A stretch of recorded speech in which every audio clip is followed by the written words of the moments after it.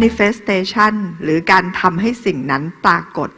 ขึ้นอยู่กับพลังงานในหัวของเราจริงๆเรื่องนี้พระพุทธเจ้าและศาสดาของเราสอนมาอย่างเข้มข้นและพอดีที่สุด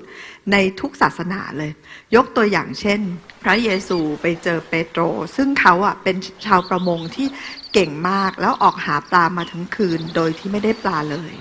พระเยซูไปถึงเป็นเวลาใกล้เที่ยงวันแล้วพระเยซูก็ยืนพูดอยู่บนเรือแล้วบอกว่าเปโตรออกไปตกปลากันออกไปตกปลากัน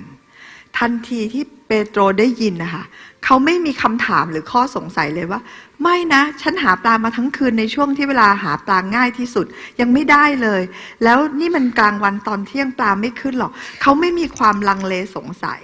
มีแต่ความที่เชื่อมั่นว่าพระเยซูบอกว่าเปโตรเราไปหาปลากันเปโตรก็ออกเรือไปถึงปุ๊บทันใดนั้นเลยนะคะแหอวนทั้งหมดของเขาแทบจะขาดเลยคือยกปลาขึ้นมาได้เต็มกำลังทั้งหมดเลยมาใส่เรือ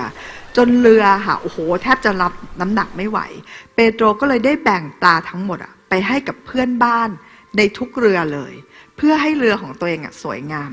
เรื่องนี้ค่ะในทุกศาสนาแม้กระทั่งพระพุทธเจ้าตรัสว่าใจเป็นใหญ่ใจเป็นประธานใจถึงก่อนทุกอย่างสำเร็จได้ด้วยใจแล้วเราที่ผ่านมาเราใช้คุณภาพใจของเราไป manifest แต่สิ่งที่มันไม่เวิร์ก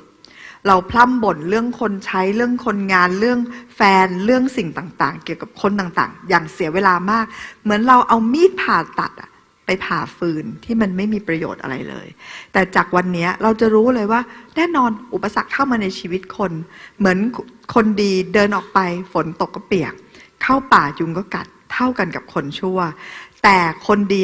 จะเปลี่ยนคือพอเกิดอะไรขึ้นปุ๊บเขาจะพลิกให้สิ่งนั้นกลายเป็นดีกับชีวิตของเราซึ่งพวกเราทุกคนจำได้อยู่แล้วว่าทุกอย่างที่ดีที่เราได้ในวันนี้เกิดจากตอนที่เกิดอุปสรรคมีเรื่องแล้วเราก็เลยหาทางพยายามดิ้นรนบางอย่างจนชีวิตเราเปลี่ยนยกระดับขึ้นมานับครั้งไม่ถ้วนเราจะมาร์กจุดความรู้สึกนี้เอาไว้เช่นเดียวกันเลยว่ามันจะเข้ามาสักกี่ครั้งแปลว่าต้องการให้ชีวิตเรายกระดับขึ้นไปอีกทุกครั้งที่มีอุปสรรคโผล่เข้ามาแปลว่าชีวิตเราจะยกระดับขึ้นไปอีกเปลี่ยนบ้านดีขึ้นฐานะดีขึ้นกัลยาณมิตรดีขึ้นการทำประโยชน์ดีขึ้นเราทำตัวให้ว่างนะชีวิตเราจะต้องมีพื้นที่ space และเวลาเหลือสำหรับการนั่งเล่นถ้าเราไม่มีเวลาที่จะนั่งเล่นเราจะไม่มีหัวใจที่จะไปช่วยเหลือใครได้อย่างสมบูรณ์แบบเลยเราจะต้องเป็นคนที่ว่างได้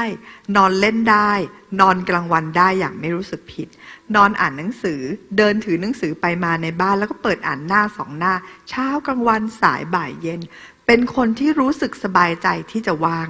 คีย์เวิร์ดที่1ว่างเป็นคนที่รีแลกซ์เป็นนั่งเล่นคุยเรื่องไร้สาระกันบ้างก็ได้หัวเราะเล่นบ้างก็ได้แล้วเราจะจำได้เลยว่าเฮ้ยตอนที่เรานั่งเล่นสบายและคุยกันนั้นเราได้สิ่งที่ดีเยอะมากเราได้สิ่งที่ดีเยอะมาก2เมื่อกี้ครูเล่าเรื่องเปโตรเพื่อให้เราจดจำไว้เลยว่าเราออกไปด้วยความเชื่อมั่นเลยชาวเข็มทิศมีพลังงานข้างในที่สูงมากเลยที่มีความกล้าหาญอยู่ข้างในโนเฟียแล้วก็รู้เลยว่าเราขยายได้เท่าที่เราต้องการพระเจ้าถึงบอกว่าให้เราทำเหมือนไม่หยุดนิ่งในกุศลธรรมคือต้องก้าวหน้าอยู่ตลอดเหมือนไอน์สไตน์บอกว่าชีวิตก็เหมือน riding a bicycle if you're not moving forward อยู่ก็ล้ม